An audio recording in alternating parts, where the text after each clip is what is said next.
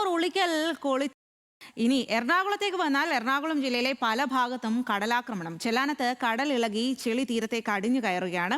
ഉൾക്കടൽ തിരമാലകളാണ് തീരക്കടലിൽ ആഞ്ഞടിക്കുന്നത്. ആശങ്കയിലാണ് തീരദേശവാസികൾ.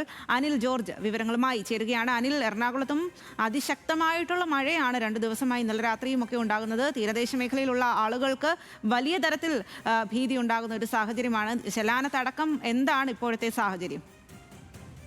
സ്വാതി, എറണാകുളം ജില്ലയുടെ വിവിധ ഭാഗങ്ങളിൽ മലയോര മേഖലയിലും തീരദേശ മേഖലയിലും അതുപോലെ നഗരപ്രദേശത്തുമെല്ലാം മഴ തുടരുകയാണ്. പലയിടത്തും കനത്ത മഴ തന്നെ പെയ്യുന്നുണ്ട്. തീരദേശ മേഖലയിൽ കടലാക്രമണം രൂക്ഷമായിരിക്കുന്നു. അല്പസമയം കൂടി കഴിഞ്ഞാൽ വേലിയേറ്റം ഉണ്ടാകും എന്നാണ് മത്സ്യത്തൊഴിലാളികൾ അടക്കമുള്ളവർ പറയുന്നത്. മഴയും വേലിയേറ്റവും കൂടി ഒരുമിച്ച് വരുന്നതോടെ തീരദേശ മേഖല ദുരിതത്തിലാകും. തിരമാലകൾ വലിയ തോതിൽ തന്നെ ഇപ്പോൾ ആഞ്ഞടിക്കുന്നുണ്ട്. കടൽ ആകെ ഇളകി അടിത്തട്ടിലെ ചെളി മുകളിലേക്ക് വരികയും അത് അടിഞ്ഞുകൂടുകയും ചെയ്യുന്നുണ്ട്.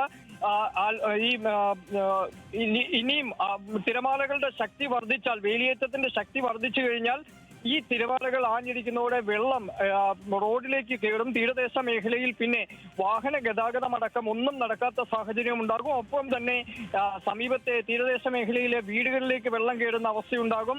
ടെട്രാപോഡ് നിർമ്മാണം നടന്നിട്ടില്ലാത്ത മേഖലകളിൽ വീടുകൾ തകർന്ന് പോകാനുള്ള സാധ്യത പോലുമുണ്ട്. അതിനാൽ വലിയ തോതിൽ ആശങ്കയിലാണ് ഇവിടെ ജനങ്ങളുള്ളത്. ഒപ്പം കിഴക്കൻ മേഖലയിലും കനത്ത മഴ പെയ്യുന്നുണ്ട്. ആദിവാസി മേഖലകളിലായ കുട്ടമ്പുഴയിലും മറ്റും ആദിവാസി മേഖലകൾ ഒറ്റപ്പെട്ട സ്ഥിതിയാണ് ഇപ്പോൾ നിലവിലുള്ളത്. അതിനാൽ ഇവിടെയും കനത്ത ആശങ്ക തുടരുകയാണ്. നഗരപ്രദേശങ്ങളിലും കനത്ത മഴ തുടരുന്നുണ്ട്.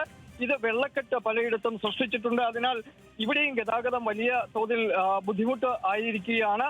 ഒപ്പം ജില്ലയിലെ 2 നദികൾ പെരിയാറും അതുപോലെ തന്നെ മൂവാറ്റുപുഴ ആറും അപകടകരമായ നിലയിലേക്ക് ജലനിരപ്പ് ഉയരുകയും ചെയ്യുന്നുണ്ട്. സ്വാതി, ശരി അനിൽ. കോട്ടയം കൂട്ടിക്കലിൽ